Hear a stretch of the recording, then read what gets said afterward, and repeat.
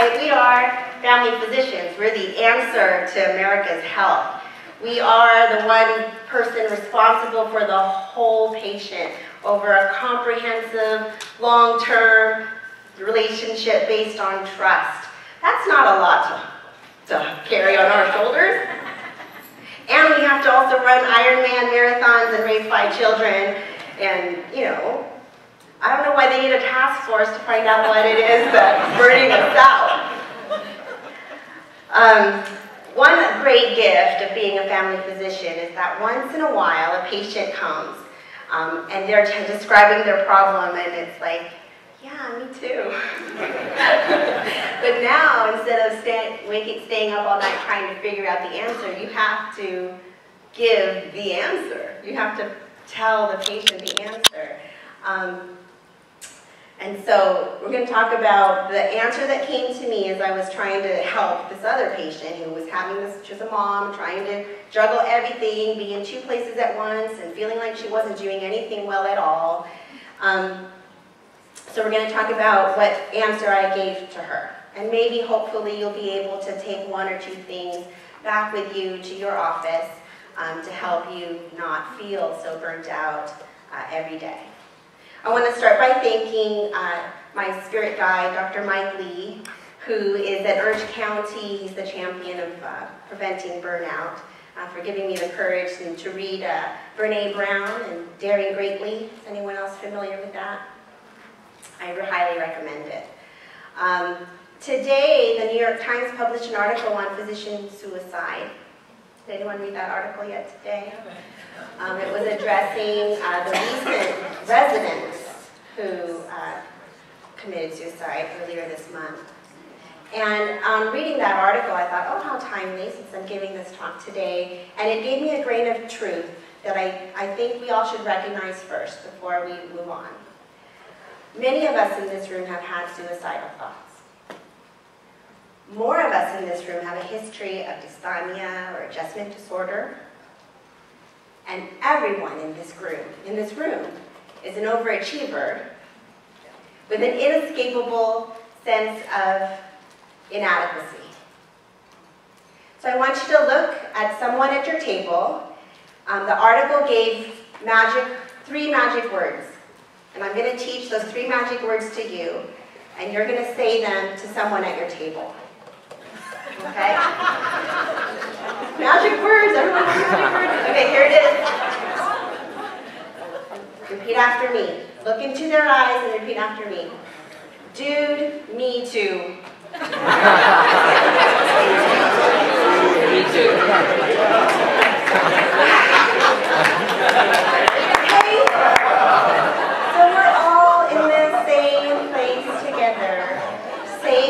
Vulnerable with all of you, I hope, to tell you a little bit about my mistakes. So my do me too moment came with that patient. I was like, oh my God, now I have to solve her problem. I can't even solve my problem.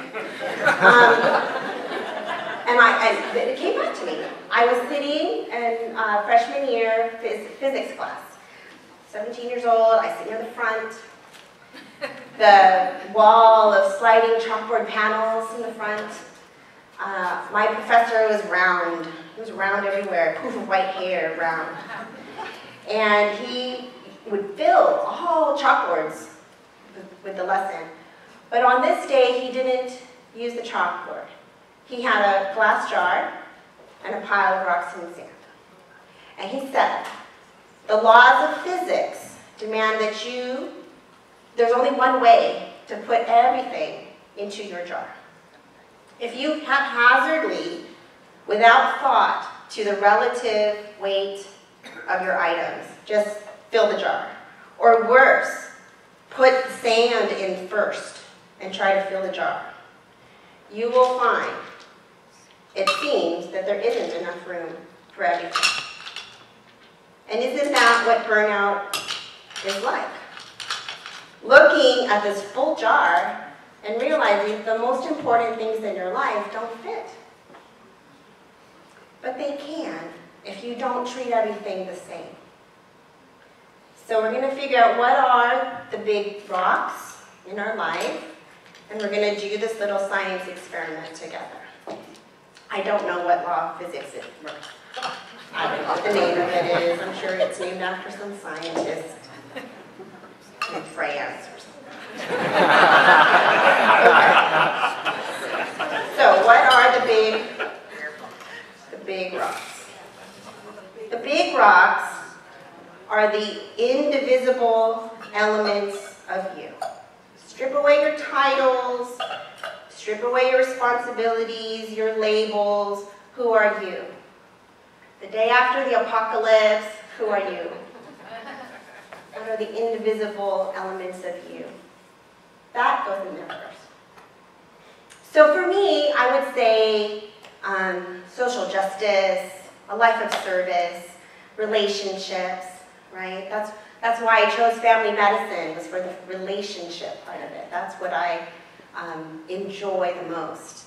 For the longest time, I gave lip service to health, right? We are nothing if we don't have our health. But I never really committed resources to fitness. I never thought, I mistakenly gave exercise the same value as, you know, taking a nap and shopping, things that I would do if I had more time, right? Really, what happened was I just was privileged enough to not have health assert its priority in my life until one Wednesday afternoon at ET time. I mean, my wake-up call was just like the marimba ringtone on your iPhone. It was a big, devastating thing. It was CME on pre-diabetes. And I had to come face to face with the facts. I have all of the risk factors. I'm Filipino, I'm of that age, and both of my parents have diabetes. I had a BMI over 30 and a sedentary lifestyle. So I opened up my KP app during lecture and emailed my family doctor and asked for a lab, because I'm still working on the scheduling preventive appointments aspect. So he ordered my lab for me, and my hemoglobin A1C is 5.9. That used to be normal. Not normal now, right? And what is the most powerful deterrent to developing diabetes for someone with pre-diabetes?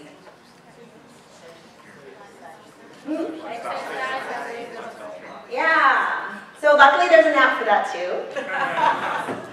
So I started the Couch to 5K app. If you've known me long enough, you would know that I hate exercise. Since the 5th grade and those presidential fitness tests that were so traumatic to me, I hated it. And I made a deal, if it hurt, I would stop and try something else, right? Thrive, find your thing. I'm just gonna try some things, find my thing. Okay, well, it didn't hurt. I just kept going. I finished the app, and I finished the 5K last September. Thank you. And then I was going to quit, because I'm a quitter. And I finished it. But something strange happened. I discovered the benefits of exercise are real. So I started to notice I was less moody. I had less irritability. If I didn't go to the gym 3 times a week, my husband would start, putting the gym bag by the door. I don't think he worked out this week. So it's not that I love exercise, I don't look forward to it, but I prepare and I plan, and I love bringing my running shoes when I'm out of town because it's beautiful to run in places other than Bakersfield. And I'm not very fast, but it's made a big difference. And now I have a BMI that's normal, and I'm training for a 10K in November. And surprisingly enough, everything else falls into place. I don't even know what I was doing 30 minutes, 3 days a week. That was much more important than exercise and taking care of my health. It just falls into place. So put your big rocks first. Okay, next we've got our smaller rocks, and these are the things that you are responsible for. Hopefully they're things that bring you joy, that make you proud, and because I believe that working for social justice and living a life of service deserves more than lip service. right? So it deserves action. I want to show my 2 daughters that living a life of purpose is more than ice bucket challenges. That your responsibilities are in alignment with your personal values. And working for Kaiser, the Thrive value, that's in alignment with our personal values. It doesn't feel like you're pulling. You actually get a renewable source of energy.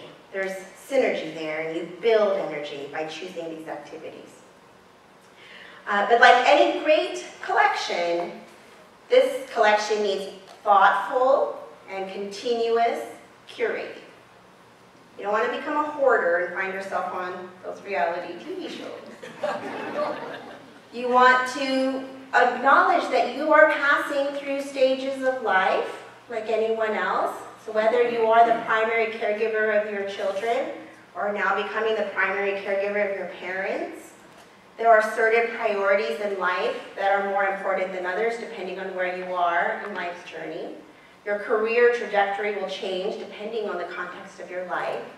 So be aware that you are replaceable in certain aspects and be looking out for who in the next generation of millennials can fulfill your duties when it's your turn to retire. It's not simply a matter of not having enough time, because what we've learned from our Silver Tsunami mentors is that finding free time at the cost of losing purpose is no goal to be reaching for. What we're searching for is not more time, but more purpose and meaning and mindfulness. And so find those renewable sources of energy. A couple years ago, I got on the bad maps list. When you're on the bad maps list, you probably don't know. I met with my chief, I met with my assistant medical director, the patient advocate follows you, and they tell you, you know what, you don't connect and you're rushed. And that's why the patients are ranking you as low. So what I did was I looked at Dr. Sproul, who's our high mapper champion, and I thought, well, I gotta do what he's doing. What is he doing? And I'll admit, I was on the Health Connect committee when they rolled out that sticky note. I hated it.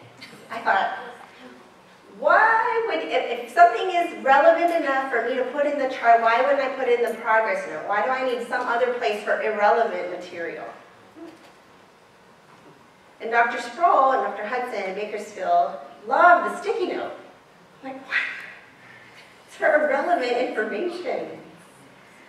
Turns out, that's where you park that stuff that the patient repeats and repeats over and over again, how many great grandchildren they have.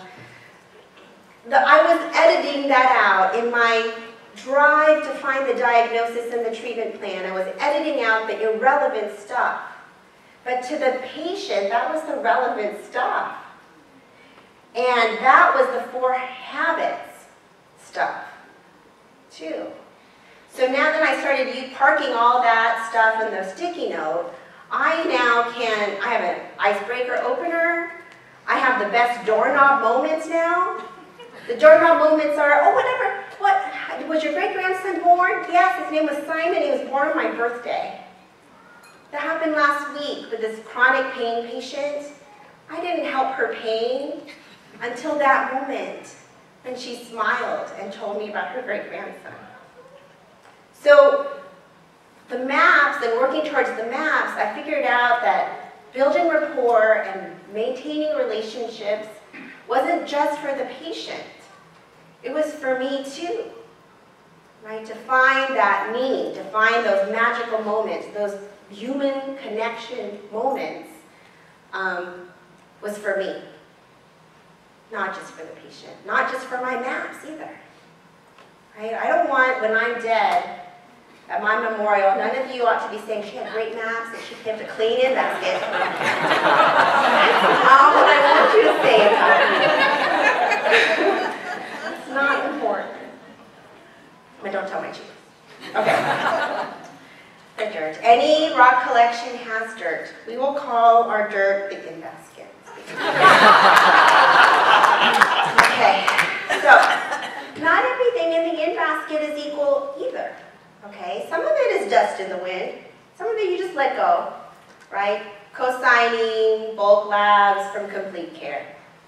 Select all, sign. Don't spend any moment. I have friends who like, is that appropriate? No. Trust your team, trust their scope of practice. I don't touch the overdue results folder. That's not my job. Okay, some of it you just let it go. I don't have to do the dust in the wind stuff. I don't have to do that every day. I can maybe touch that a few times a week. I don't have to get that done every day. Some of it is grit, right? Some of it is irritating, chafing. It's sand is not good to have in certain places. Those are, those patients that are annoying. The patient who emails you every day, multiple times a day. Patients you don't like. It doesn't matter. You can't have life without grit, right? Those are the moments where you breathe, you use your toolbar accelerator, and in that 1 second where the machine is doing its thing, you take a breath.